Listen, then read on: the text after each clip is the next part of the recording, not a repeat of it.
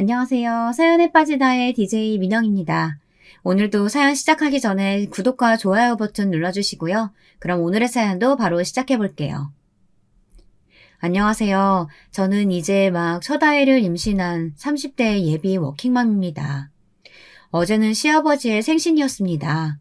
오랜만에 가족들이 한자리에 모이는 시간으로 꽤나 즐겁게 보냈어요. 시아버지께 생신 선물을 2가지를 준비했었는데 어찌나 좋아하시는지 조금은 민망하다 싶을 정도였어요. 행복하게 웃으시는 모습에 작년이 떠오르더군요. 그래서 오늘은 그날의 이야기를 좀 하려고 합니다. 남편은 3남 1녀 중 하나로 위로는 누나가 있죠. 남편을 만난 것은 제 스스로에게 많이 지쳐있던 시기였어요. 어린 시절 저는 소위 영재라고 불리는 아이였습니다. 그러다 보니 교육열이 다른 집보다는 강한 편이었죠.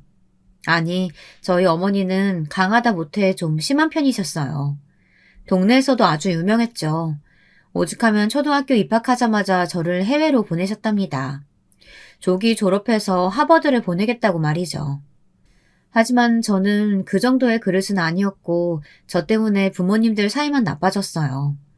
남편을 처음 만난 것은 대학 입시를 앞두고 있던 시점이었습니다. 좀처럼 적응을 못하고 힘들어하다가 결국 우울증으로 고생하고 있다는 사실을 알게 된 아버지께서 어머니와 이혼하고는 저를 데리고 한국으로 들어오셨거든요. 얼마간 병원 치료를 받으면서 건강을 회복하는 데 시간이 들었어요. 그러다 그 과정에서 제가 하고 싶은 것을 찾게 되었습니다. 그래서 대학을 가겠다는 욕심이 생겨 입시학원을 다녔습니다. 남편을 그 입시학원에서 만났죠. 사실 만났다고는 하지만 첫인상은 기억나지 않았어요. 남편은 기억하는데 말이에요. 학원을 다녔다고는 하지만 저는 막판 2달 정도 얼굴을 봤을 뿐이었죠. 그 후로는 전혀 남편을 만날 수 없었어요. 남편을 다시 만난 것은 그로부터 5년이나 지나고 나서였답니다. 봉사활동을 가던 유기견 보호소에서였죠. 2주에 한 번 나가던 그곳에서 시간을 보낸 저희는 집이 같은 방향이다 보니 자연스럽게 어울리는 시간이 많았고 그것이 연애로 이어졌답니다. 남편은 꽤나 이름난 집안의 사람이었어요. 자기 집안 이야기를 잘 하지 않아서 몰랐는데 엄청나더군요. 집에 인사하러 갔다가 이건 아니다 싶어서 도망칠까 생각까지 할 정도였죠. 저렇게 의리의리한 집에서 보잘것없는 나를 받아들일 리가 없다고만 생각했답니다. 그런데 이게 무슨 일인지 시부모님께서는 저를 너무 반갑게 맞이해 주시더라고요.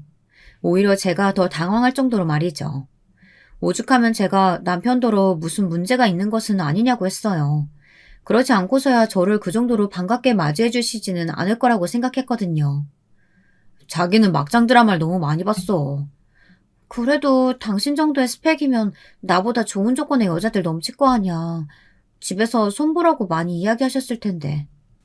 2분도 연애하셨는데 무슨.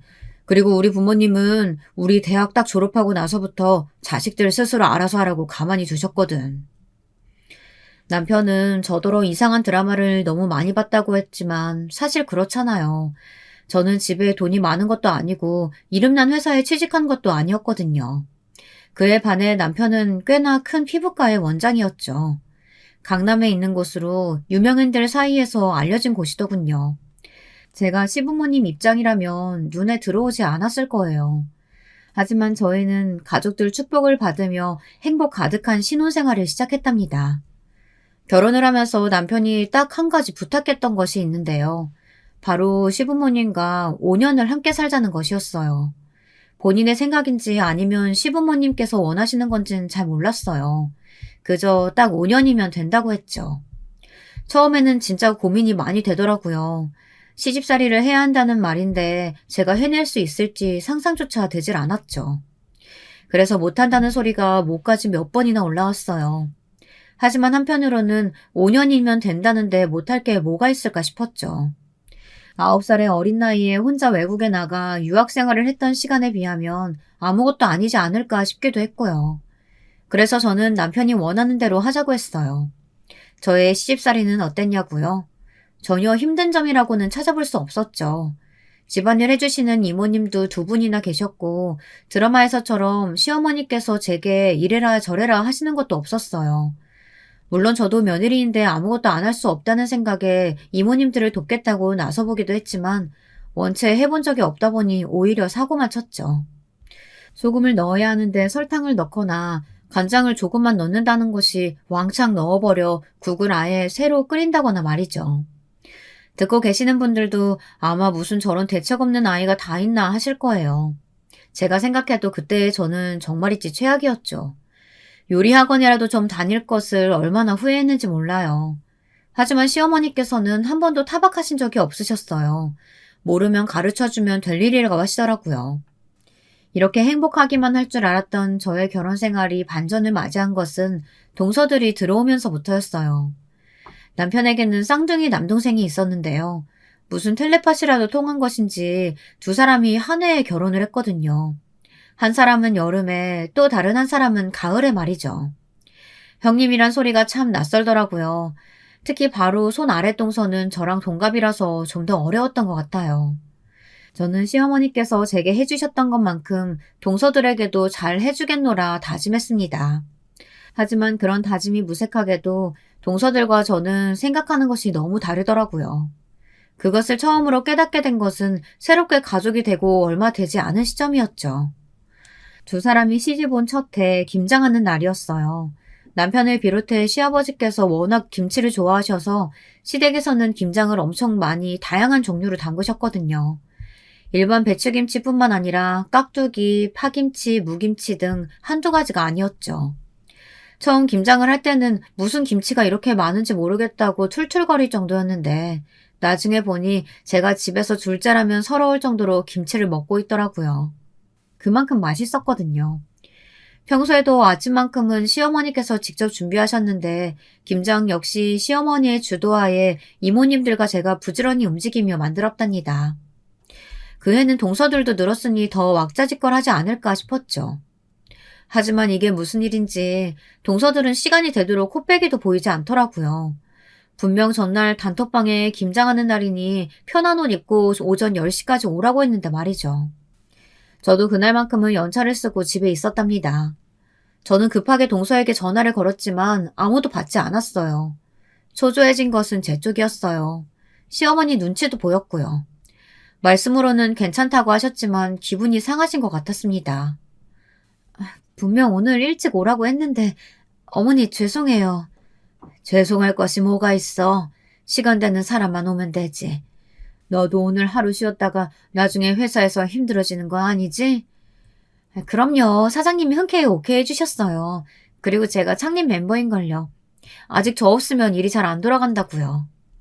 시어머니께서는 제가 뻐기며 말하자 크게 웃으시면서 그럼 우리끼리 김장하자고 하셨답니다. 저는 불안감을 가지고는 시어머니께서 시키는 대로 부지런하게 움직였죠. 김장이 거의 끝나갈 무렵 동서 둘이 함께 들어오더라고요. 분명 편한 옷을 입고 오라고 했음에도 불구하고 아주 머리부터 발끝까지 풀 세팅을 하고 왔더군요. 보자마자 무슨 시상식이나 파티라도 있는 줄 알았죠. 분명 이틀 전부터 김장 있다고 편하게 입고 오라고 했잖아, 동서. 어제도 이야기했는데. 오전에 볼 일이 있어서요, 형님. 그래도 왔잖아요. 아니, 그럼 그렇다고 이야기를 해야지. 못 오면 못 온다, 늦게 오면 늦게 온다 말을 해줘야 할 거 아니야. 김장을 저희가 하는 것이었어요? 사람 써서 하는 거 아니고요? 저희는 그냥 오기만 하면 되는 건 줄 알았는데. 저는 너무 어처구니가 없었습니다. 제가 말을 안 했으면 몰라 시댁에서 김장을 다 함께 모여 한다는 사실도 이야기했는데 처음 듣는다는 표정이라니 정말 치가 떨리더군요. 제가 뭐라고 더 말하기 전에 동서들은 자기들끼리 대화하는데 그것도 웃겼어요. 영어로 이야기하며 저를 보고 웃더라고요. 아무래도 제가 이해를 못할 거라고 생각하는 모양이었죠. 아니, 우리랑 자기랑 급이 같다고 생각하는 건 아니겠지? 세상에 우리 같은 사람이 손에 물 묻힐 일이 있어? 하여튼 자라온 환경에 어쩔 수 없다니까. 고졸이라면서요? 진짜 도대체 어머님이나 큰 아주버님은 뭘 보고 저 여자를 가족으로 들이신 거죠? 어디 나가서 형님이라고 말도 못하겠어요. 지금도 봐요. 멀뚱멀뚱 쳐다만 보고 있잖아요. 영어도 모르는 것 같은데 진짜 무식해서 정말이지. 두 동서는 확신에 찬 얼굴로 아주 신나게 험담을 하더군요. 언제인가 예전에 드라마를 본 적이 있었는데 그 드라마에 보니 가족들이 며느리를 앞에 두고 영어로 이야기하면서 자기들끼리 웃는 장면이 나오더군요. 그때 며느리가 가족들 말을 받으면서 유창하게 영어로 끼어들더라고요. 저도 그렇게 해볼까 하다가 그만뒀어요. 이제 막 시집온 동서들과 이런 일로 유치하게 싸우고 싶지는 않았거든요. 저는 흥분하려는 마음을 가라앉히고 천천히 다시 말해주려고 했어요. 그때였죠. 안에 계시던 시어머니께서 나오셨고요. 앞치마를 하고 팔에는 고무장갑까지 끼고는 말이죠. 그 모습에 두 동서의 눈이 크게 당황하더군요. 너희들 왔구나. 많이 늦었네. 아, 어머니 저희 왔어요. 김장하신다고 해서 왔어요. 그런데 어머니가 직접 하셨어요? 첫째가 이야기하지 않디? 우리 김장한다고 말했다던데. 당연히 내가 하지. 다른 사람 시켜서 할 거면 그냥 김치 사서 먹지 뭐하러 김장을 한다고 해. 시어머니께서는 평소와 다른 딱딱한 목소리로 말씀하셨어요. 눈에 띄게 달라진 분위기에 동서들은 눈치를 보며 시어머니의 반응을 살폈죠. 내심 쌤통이더라고요. 그때였죠. 시어머니께서 고무장갑을 벗으시면서 두 동서에게 자리에 좀 앉아보라고 하셨어요.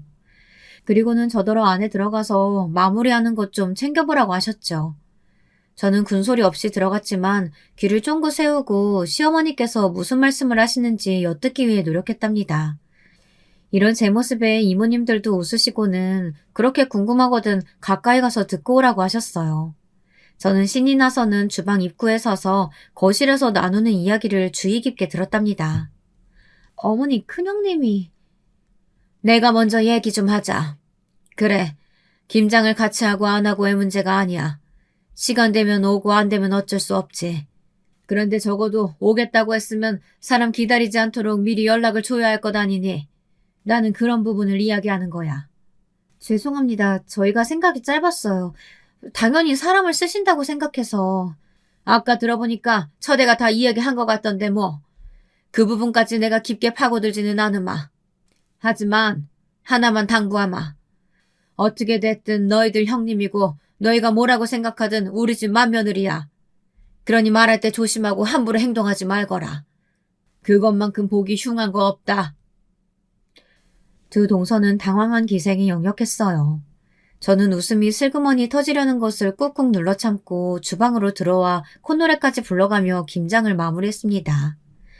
이런 제 행동에 이모님들은 크게 웃으셨답니다. 그날 저녁 가족들끼리 식탁에 앉아 낮에 한 김장에 수육을 곁들여 먹는데 동서들의 얼굴이 진짜 볼만하더라고요. 시아버지께서는 올해 김장도 너무 잘 된 것 같다고 하시면서 시어머니와 며느리가 고생을 좀 했겠다고 고맙다고 말씀하셨어요. 시어머니께서는 담담하게 첫째가 제일 고생을 많이 했다고 하시며 음식 솜씨가 처음 시집 올 때와는 비교도 되지 않게 늘었다고 칭찬해 주셨죠. 시아버지께서는 그정도냐고 놀라시면서 어쩐지 김치가 평소보다 더 맛있는 것 같다고 하셨답니다. 정말 화기애애한 분위기가 계속되었죠.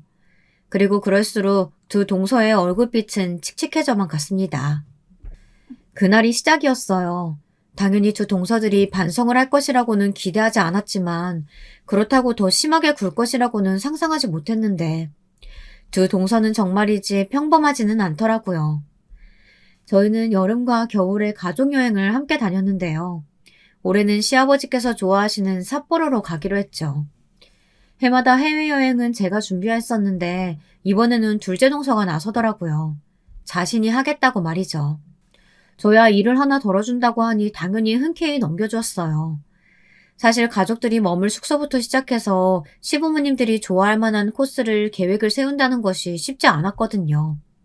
제가 성격이 좀 꼼꼼한 편이라서 하나하나 직접 연락해보고 확인해봐야 하는 성미이다 보니 준비할 때마다 시간이 많이 걸렸죠. 그걸 이제 둘째 동서가 가져간다는데 어찌나 좋은지 모르겠더라고요. 여행의 시작은 순조로웠습니다. 숙소에 도착하기까지만 하더라도 다들 들뜬 얼굴이었죠. 그런데 숙소에서 그만 문제가 생겨버렸어요.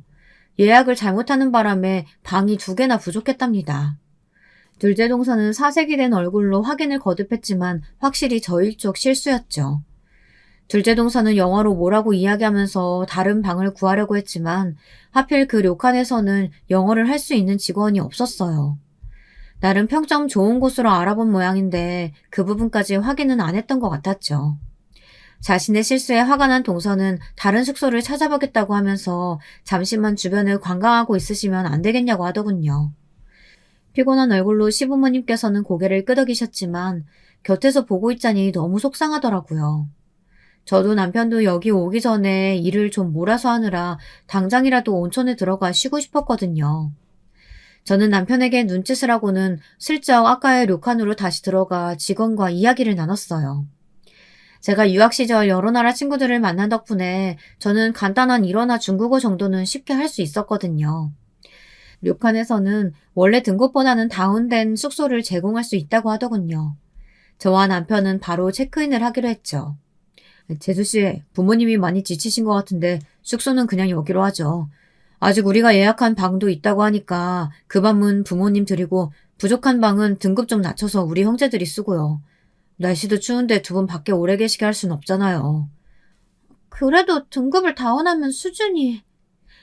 그래도 개인 온천은 다 준비되어 있고 방 크기가 좀 작아지는 것 말고는 큰 차이가 없다고 하니까 그냥 그렇게 하자. 동서 마음은 알겠는데 부모님 생각해야지. 제 말에 둘째 동서는 못마땅한 얼굴로 마지못해 알겠다고 했어요. 시부모님의 얼굴에 금방 화색이 돌며 바로 숙소로 들어가셨죠. 저는 시부모님 방을 먼저 확인해 드렸어요. 혹시나 불편하지 않도록 직원에게 몇 가지 부탁도 있지 않았죠. 알아보니까 사전에 아무런 이야기도 하지 않았더라고요. 시아버지께서 땅콩 알레르기가 있는데 저녁 코스 요리 확인이 안 되어 있던 것이 너무나도 충격이었어요. 시어머니께서는 고생이 많다고 하시며 제 손을 잡아주셨어요. 방금까지는 둘째 동서 때문에 짜증이 났는데 재미있게도 기분이 가라앉더라고요. 저는 웃으면서 온천에 바로 들어가실 수 있도록 준비해달라고 했으니 편안하게 즐기시란 말도 잊지 않았답니다. 시부모님이 묵고 계시는 방을 나와서 얼마 지나지 않아 저는 복도에서 두 동서와 마주할 수 있었어요. 저를 보자마자 둘째 동서는 무슨 생각이냐고 하더라고요. 영문은 알 수 없었던 저는 하고 싶은 말이 무엇이냐고 반문했죠. 형님이 무슨 생각하시는지 제가 모를 것 같아요? 예약해둔 거 형님 짓이죠? 제가 그런 초보적인 실수 할 리가 없잖아요. 형님이 손대셨어요? 무슨 말도 안 되는 소리야. 내가 동서가 예약을 어디서 어떻게 했는지 알고, 그리고 그런 짓을 내가 왜 하는데? 제가 어머님께 사랑받는 게 그렇게 무서우셨어요? 그래서 이런 짓 하셨어요? 진짜 내가 궁금해서 그런데 무슨 생각으로 하는 말이야? 내가 어린애야? 그리고 그런 일이 가능하다고 해도 내가 왜 하냐고 그런 짓을. 구질구질한 인생에서 든든한 배경 생겼는데 그걸 뺏길까봐 두려우셨겠죠? 저는 정말이지 할 말이 없더군요. 아니 적어도 앞뒤 스토리는 맞아야 하지 않겠어요? 이 사연을 듣고 계시는 분들도 한번 생각해 보세요. 제가 무슨 수로 동서가 예약한 숙소를 알아냈으며 그 내용을 바꿀 수가 있었겠어요. 그럴 이유도 없고요. 하지만 두 사람은 제 말은 들리지도 않는 것 같더라고요. 그러더니 이번엔 영어로 속닥거렸죠. 도대체 내가 있기는 한 걸까?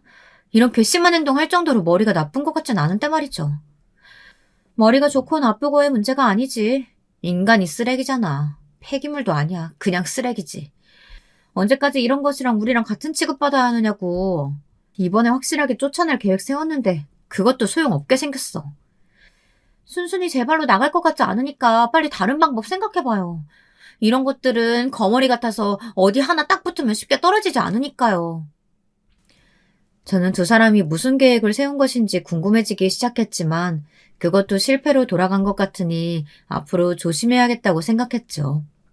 한참을 중얼거리던 두 사람은 갑자기 키득거리며 웃기 시작했어요. 제가 반응을 보이지 않자 모습이 재밌었나 봐요. 저는 두 동서가 뭐라고 하든 말든 몸을 돌려 제 방으로 왔답니다. 남편은 피곤한지 벌써 뻗어 잠들었더군요. 삿포로의 여행은 첫날을 제외하고는 무난했어요. 딱히 기억에 남을 만한 여행은 아니었지만 어떻게든 무사히 한국으로 귀국했죠. 하지만 저는 돌아오는 비행기에서 마음이 무겁기만 했습니다. 두 동서가 저를 미워하다 못해 저를 쫓아낼 궁리까지 한다는 것이 충격이었거든요. 저에 대한 두 동서의 날산 경계는 그 정도가 점점 더 심해졌어요. 제가 뭐가 되었든 해보자고 이야기를 꺼내기 무섭게 두 동서들은 들은 척도 하지 않는 것은 기본이었죠. 그냥 제가 하는 말이라고 하면 다 무시할 작정이라도 한 사람 같았어요. 그리고 그때마다 자기들은 제게 이야기를 들은 것이 아무것도 없다고 하더라고요. 저는 문자를 보낸 것도 카카오톡 기록도 남아있었지만 두 동서는 애시당초 받은 것이 없다고 하며 모르쇠로 일관했죠. 그런 일이 반복되자 제 편을 들어주시던 시어머니께서도 곤란한 입장이 되셨습니다. 두 동서들이 왜 자기 말은 믿어주지 않느냐고 시어머니 앞에서 눈물까지 쏟더라고요. 냉정하게 쳐내시던 시어머니께서도 할 말을 잃으셨을 정도였답니다. 하루는 저녁 식사에 첫째 동서가 와선 좋은 와인이 생겼다고 하며 식후에 가볍게 한 잔씩 하자고 하더군요. 저는 술에는 전혀 관심이 없던 사람이라 와인에 대해서는 아는 것이 전무하다 싶었죠. 남편은 꽤나 비싼 와인이라고 놀란 목소리로 알려주더군요. 시어머니께서도 만족스러워하는 분위기였답니다.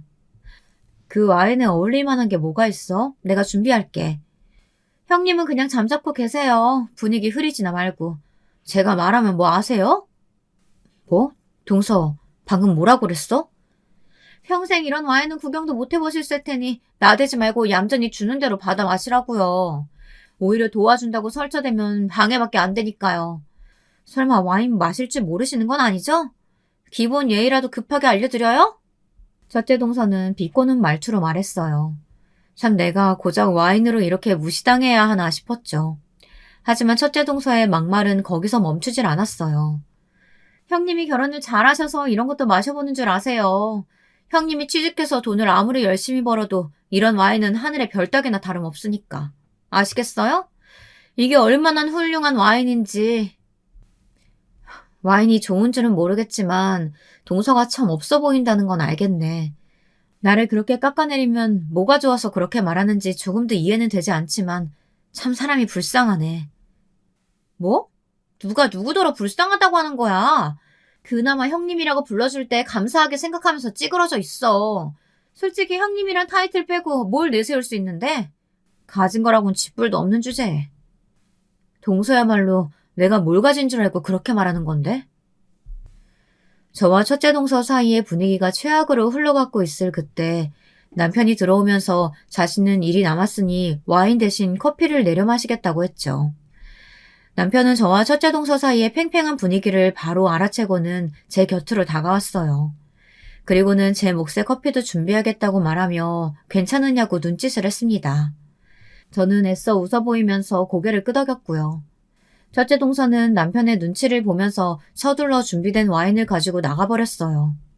남편은 괜찮은 것이 확실하느냐고 물었지만 저는 아무렇지 않다고 걱정 말라고만 했죠. 나중에 알았지만 남편은 어느 정도 눈치를 채고 있었다고 했어요. 두 동서들이 저에게 하는 행동이 몇 번이나 거슬렸지만 끼어들면 오히려 제 입장이 난처해질 것 같아서 참았다고 하더라고요. 저는 별일 아니라고 했지만 솔직히 마음이 가볍지는 않았어요. 그렇게 첫째 동서의 일로 마음이 뒤숭숭한데 그 감정이 정리되기도 전에 이번에는 둘째 동서가 시댁으로 왔습니다. 시어머니께서 좋아하는 작가의 작품을 구했다고 하며 꽤나 큰 그림을 한 점 가져왔더라고요. 시어머니께서는 갤러리나 전시회를 다니시는 걸 좋아하셨는데요. 몇몇 작가의 작품을 소장하고 계시기도 했습니다. 저도 도예 쪽에는 관심이 많아 시어머니를 따라 몇 번 나간 적이 있었답니다. 저는 한눈에 시어머니께서 최근 마음에 들어 하시는 작가의 작품이라는 것을 알 수 있었어요. 좋은 그림이구나. 작가가 요즘 그림을 그리지 않아서 구하기 힘들었을 텐데. 고맙다. 별 말씀을요. 어머니께서 좋아하시니까 제가 다 마음이 편하네요. 어머니, 점심은 밖에서 드시는 거 어떠세요? 제가 유명 일식 오마카세 예약했거든요. 대기가 1년은 기다려야 하는 곳인데 메인 셰프가 제 고등학교 동창이라서 언제든 와도 된다고 해서요. 형님도 가시겠어요? 그래, 첫째도 가자. 너도 일식 좋아하잖아. 어머, 형님 일식 좋아하세요? 그런데 돈가스 뭐 이런 거 나오는 곳은 아닌데 괜찮으시죠? 진짜 일식하는 곳이라서요. 둘째 동서는 깔보는 말투로 저를 위아래로 훑어보면서 말하더군요. 저는 어처구니가 없었지만 설마 그런 것도 모르겠냐고 하며 짧게 대답하곤 나갈 준비를 하려고 자리에서 일어났습니다. 나왔더니 둘째 동서가 팔짱을 끼고 저희 부부 방 앞에 있더군요. 저는 하고 싶은 말이 있으면 빨리 하라고 했죠. 미리 말씀드리는데요. 제가 가는 곳은 정치계, 경제계에서도 알아주는 분들만 받는 그런 곳이에요. 형님의 그 저렴한 입맛이랑은 차원이 다르니까 몰라도 그냥 맛있다고 하세요. 아시겠어요? 부끄럽게 하지 말고. 동서, 말을 좀 예쁘게 하지 그래? 동서 말대로 내가 형님인데 말이야. 제가 언제 형님이라고 안 불렀던 적 있어요? 안 그래도 우리 집안 첫째 며느리가 고조 출신이라더라. 학교 졸업장도 없이 검정고시 출신이라더라. 말들도 많은데 그런 장소에서 흠집 잡힐 만한 행동은 안 하셔야 할 거 아니에요. 이건 형님만 부끄럽고 끝낼 문제가 아니거든요. 아시겠어요? 나에 대한 소문이 그렇게 돈다고 동서들이 말하고 다니는 건 아니고? 둘째 동서는 제 질문에 말을 얼버무리고는 자기가 하는 것을 잘 보고 따라하기나 하라고 말하고는 1층으로 내려갔죠. 저는 조용히 내려가 시어머니께 친정에 잠시 다녀야 할 것 같다고 말했습니다. 급하게 연락이 왔다고 하면서 말이죠. 갑자기 제가 가지 않겠다고 하자 시어머니께서는 아쉬워하셨어요. 하지만 둘째 동서는 만면에 미소를 가득 지으며 입에 귀에 걸려선 다음의 기회를 만들어 보자고 했죠. 그렇게 시어머니와 둘째 동서를 내보내고 저는 친정으로 갔습니다. 어쩐 일인지 친정아버지가 집에 계시더라고요. 갑자기 찾아온 저를 본 친정아버지는 깜짝 놀라셨죠. 무슨 일이냐 이 시간에 연락도 없이. 얼굴은 왜 그렇고? 아니에요 아빠. 저 그때 짐은 어디 있어요? 그때 짐이면 너 밖에 있을 때? 다락방에 있지. 너 대학 시절 받았던 것들이랑 다 함께. 저는 다락방으로 올라가서 구석에 놓여있던 커다란 박스를 꺼내 주섬주섬 뒤지기 시작했습니다. 얼마나 오랫동안 들여다보지 않았는지 먼지가 가득했지만 하나하나 꺼내며 저는 졸업장을 찾기 시작했어요. 한국에서 졸업하면서 챙겼던 것뿐 아니라 암흑기 시절 받은 졸업장도 함께 챙겼죠. 두 번 다시 볼 일은 없을 거라고 생각했는데 이렇게 또 보게 되다니 참 기분이 묘했습니다. 저는 가득한 먼지를 깨끗하게 닦아서 챙겼습니다. 친정아버지께서 갑자기 졸업장을 왜 챙겨가느냐고 물었지만 저는 웃기만 할 뿐 대답을 하지 않았습니다. 이렇게 다 커서는 싸우려고 챙겨간다는 말을 어떻게 하겠어요. 저는 그날 이후 기회를 엿보고 있었습니다. 한 방을 제대로 먹여줄 그런 기회요. 그리고 그 기회는 생각보다 일찍 찾아왔고요. 기념적인 그날은 시아버지의 칠순 생일이었어요. 칠순은 그냥 넘길 수 있는 것이 아니잖아요. 그래서 이미 그 앞 주말에 호텔에서 크게 칠순 기념 파티를 열어 많은 분들을 모시고 축하하는 시간을 가졌죠. 물론 동서들이야 부끄럽게 어디를 가느냐고 저한테 난리를 쳤지만 저는 아무렇지 않게 그 자리에 갔습니다. 또래들보다는 시부모님 나이대의 어른들이 많아서 그런지 몰라도 동서들이 저에게 함부로 말하지는 못하더라고요. 그저 자기들끼리 모여서는 제 쪽을 힐끔거리며 키득거리기만 할 뿐 저는 그런 동서들을 무시하고 남편과 함께 손님들께 인사드리기 바빴답니다. 아주 큰일 없이 잘 넘어갔죠. 그럼 대형 사고는 언제 터졌느냐? 바로 시아버님 생신 당일 저녁에 벌어졌답니다.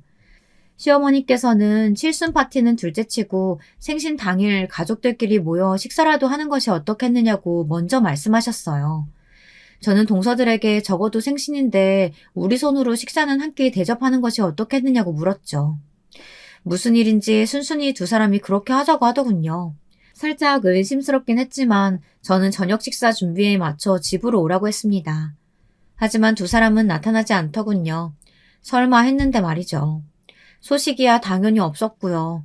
저는 묵묵히 미역국을 끓이고 시아버지께서 제일 좋아한다는 잡채와 육전을 만들었답니다. 이모님들은 혼자서 그 많은 음식을 어떻게 하느냐고 도와주겠다고 하셨어요. 원래는 동서들과 함께할 일이라 이모님더러 일찍 퇴근하라고 말씀드렸던 건데 말이죠. 저는 죄송스러운 마음이 들었지만 그래도 도움을 거절할 상황은 아니었답니다. 동서들이 나타난 것은 저녁 식사를 40분 앞둔 시점이었어요. 두 사람은 준비는 다 했느냐고 말하며 들어왔죠. 저는 이모님들께 자리를 피해달라고 부탁드리고는 그 두 사람에게 앞치마를 던졌습니다. 두 동서는 지금 이게 뭐 하는 짓이냐고 버럭 소리를 질렀죠. 내가 분명 저녁 식사가 7시니까 5시까지는 오라고 했지. 동서들도 그렇게 하겠다고 했고. 그런데 지금 5시야?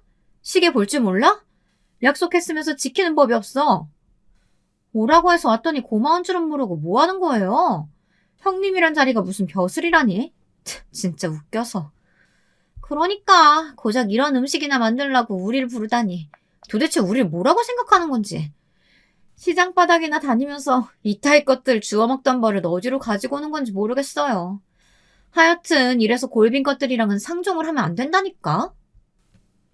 두 동서는 제 말에 대꾸도 하지 않고 자기들끼리 영어로 짜증을 내더군요. 저는 하고 싶은 말이 있으면 똑바로 하라고 했죠. 비겁하게 둘이서 속닥이지 말고 말이에요.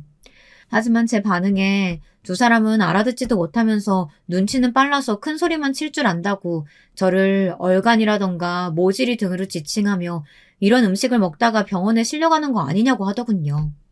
심지어 그냥 다 버리고 출장 요리사를 부르는 것이 낫겠다는 말까지 했죠.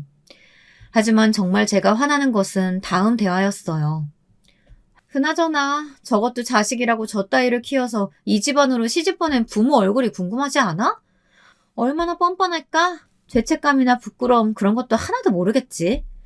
번듯한 사돈 생겼다고 좋아하고 있을 거야? 어머님 몰래 이 집 재산 빼돌리거나 그러고 있는 건 아니겠죠? 그이한테 확인하라고 말해둬야겠다. 거지 새끼가 정신도 못 차리고 야금야금 챙기고 있을지 누가 알겠어요. 동서가 말하는 거지 새끼가 날 말하는 건 아니겠지? 나처럼 멀쩡하게 회사 다니는 거지 새끼가 어디 있겠어? 안 그래? 저는 저희 부모님까지 언급하는 모습에서 더 이상 참지 못하고 동서들처럼 영어로 두 사람의 말을 잘라버렸어요. 두 동서는 마치 귀신이라도 본 사람처럼 저를 봤죠. 저는 아무렇지 않게 어깨를 으쓱거리며 영어로 계속 이야기를 했어요. 몇 번이고 경고해도 계속 영어로 말하기에 나도 해봤는데 문제가 있느냐는 식으로 말이죠. 두 동서는 더듬거리기만 할 뿐 말을 못하더라고요. 저는 혹시 영어로는 이해가 안 되냐고 하며 이번에는 일본어로 물어봤어요. 무슨 생각으로 사람을 앞에 두고 욕을 했느냐고요. 제가 모를 줄 알았느냐고 하면서 말이죠. 당연히 일본어를 모르는 두 사람은 혼이 빠진 얼굴로 서로 눈빛을 교환하더라고요. 저는 이러도 힘드냐고 하며 중국어에 불어까지 써가면서 두 사람에게 입이 있으면 말해보라고 따져 물었어요. 두 사람의 얼굴은 붉어지다 못해 금방이라도 터질 것처럼 보였죠. 내가 어지간하면 참아주려고 노력했고 귀엽다 받아주려고 했는데 점점 도를 넘는 것 같아서 말이야. 나한테 해야 할 말이 있기는 하겠지만 지금은 가족 식사 시간 다가오니까 나중에 하는 것으로 하고 빨리 식탁이나 세팅해. 동서들을 어떻게 할지는 내가 고민을 좀 해봐야 하니까. 저는 두 사람에게 등을 보이고는 마지막으로 미역국 간을 맞추고 밥의 상태를 확인했죠. 제가 그렇게 움직이는 동안 두 동서는 꼼짝도 하지 않고 있었어요. 답답한 마음에 뭐하고 서 있느냐고 당장 움직이라고 했습니다. 그런데 갑자기 쨍그랑하는 소리가 들리더라고요.